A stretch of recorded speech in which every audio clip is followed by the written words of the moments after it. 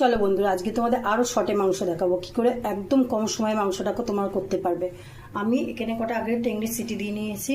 হ্যাঁ, টেংরিটা আমার ছেলে খুব ভালোবাসে, তাই জন্য টেংরিটা আমি আগে 3টে সিটি দিয়ে নিয়েছি। এবারে নুন, হলুদ, তেল মাখানো মটনটা দিয়ে দিলাম। দেখো দাঁড়াও, টমেটো দিলাম, পেঁয়াজ দিলাম, রসুন, কাঁচা লঙ্কা একসাথে সব দিয়ে দেবো। দেখো আরও আমার কুচানো আছে, সেগুলো আমি সব দিয়ে দেবো। এইবারে আমি এটাকে প্রেশারটাকে সিটি দেবো।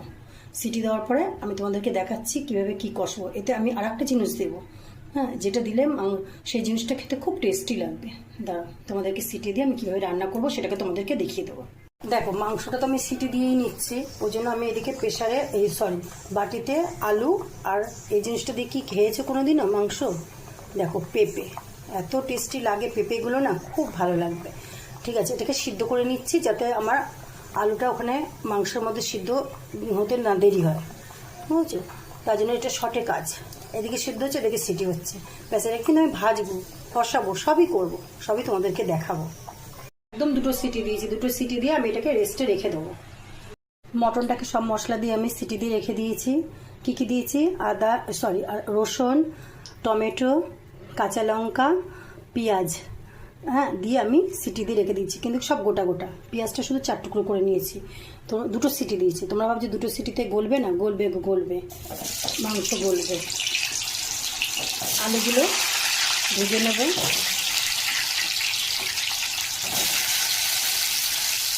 দুটো সিটিতে মাংস কেন গলে বলছি, যে পেঁপের জন্য গলে যাবে।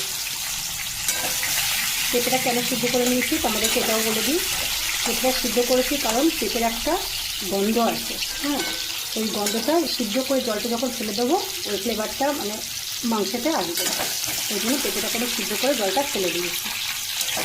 এবার আলুটাকে আর পেঁপেটাকে একটু ভেজে নেব।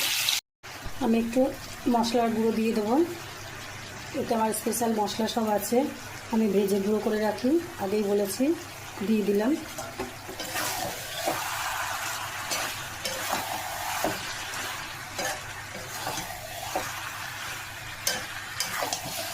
বড় কড়া থাকতে আমি ছোটো কড়াতে রান্না করি কেন আমি নিজেই বুঝি না। বড় কড়াটা মাছ দিয়ে আমার কষ্ট হয়, বুঝেছো বন্ধুরা? এই জন্য এই কড়াটা মাছ দিয়ে আমার কষ্ট হয় না। আর বড় কড়াটা কোনো দাগ নেই, তো এটা আমার মায়ের দেওয়া করা, হ্যাঁ, ওই জন্য এটা মাছ দিয়ে আমার সুবিধা হয়। একটু দাগ টাগ আছে, ওই জন্য এই কড়াটা আমি খুব কম বার করি, দেখেছি।